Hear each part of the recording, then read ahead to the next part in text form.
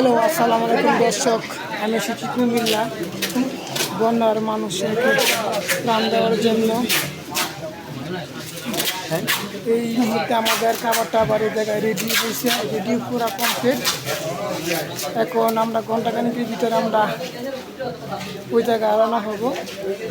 তখন প্রত্যেক মহল্লায় প্রত্যেক বাড়ি ঢুকা আমরা খাবার বিতরণ করব। দেখেন কত মানুষ।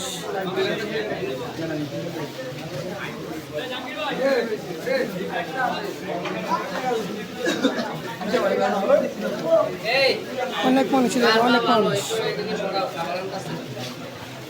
এই জায়গাটা পুরোটা মনে করেন যে খাবার একটা বাটি ভরা ছিল। আমরা খাবার নিয়ে বসে সামনে বসেছি। আপনাদের খাবারটি দেখাইতেছি।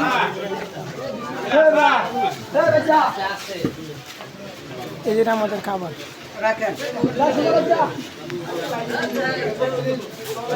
চাপ চাপ চাপ